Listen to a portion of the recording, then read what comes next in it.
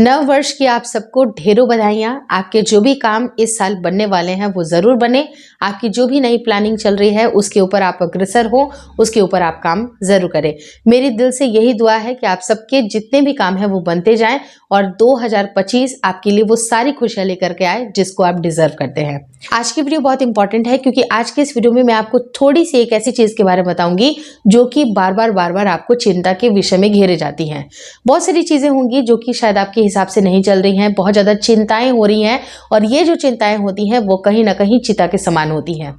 अब देखिए होता क्या है कि जो चीज़ें होनी है वो होकर ही रहेंगी, ऐसा नहीं है कि वो टल जाएंगी, लेकिन आप उसके इफेक्ट को कैसे कम कर सकते हैं या बहुत ज़्यादा आपको चिंता ये चीज़ की आ रही है कि कैसे होगा, क्या करेंगे, कैसे करेंगे, तो सबसे पहले आप ये चिंता का जो विषय है आप बिल्कुल छोड़ दें। चिंता को चिंतन से रिप्लेस करें। आप उसके बारे में सोचें कि क्या क्या कॉन्सिक्वेंसेस हो सकते हैं। मान लीजिए कि कोई एक वर्स्ट कंडीशन है, सबसे वर्स्ट कंडीशन, सबसे बुरी कंडीशन को सोच करके आपको चल रहा है कि ये कंडीशन तो होकर ही रहेगी, लेकिन उससे कैसे बचा जाए। तो बचने के उपाय जब अगर आप ढूंढिएगा तो कुछ ना कुछ दिमाग में प्लानिंग आएगी और उसी प्लानिंग के तहत आपको काम करना है।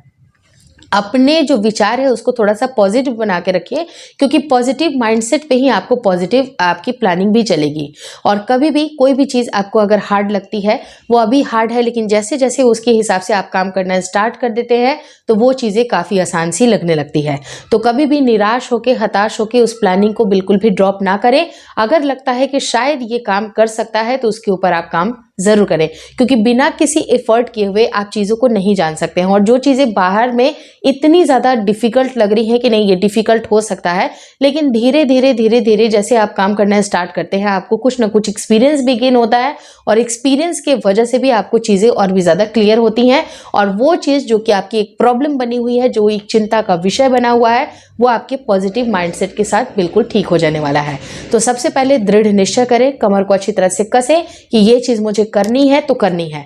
अब एग्जाम्पल के तौर पे होता क्या है कि कोई भी इंसान आपको कुछ ना कुछ ताने मार रहा है कि तुम्हारा एग्जाम नहीं निकल रहा है, तुम्हारा एग्जाम नहीं निकल रहा है।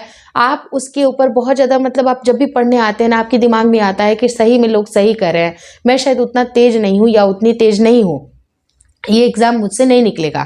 तो देखिए आपके मन में तो ये चिंता आया, लेकिन कहीं चिंतन करिए कि आपको एग्जैक्टली आप ये जॉब क्यों चाहते हैं, जॉब का क्या मकसद होगा, क्या सही में आपको पैसे की ज़रूरत है। अगर ये पैसे की ज़रूरत है, अगर बहुत एक्सट्रीम नीड है, तो पैसे कमाने के क्या क्या रीजंस हो सकते हैं, क्या क्या रास्ते हो सकते हैं, तो वो रास्तों को आपको फाइंड करना है। ज़रूरी नहीं कि वही रास्ता जो कि आपका चिंता का विषय बना हुआ है आप उसी के ऊपर काम करें, क्योंकि उससे आपको नाकामयाबी ही मिली है।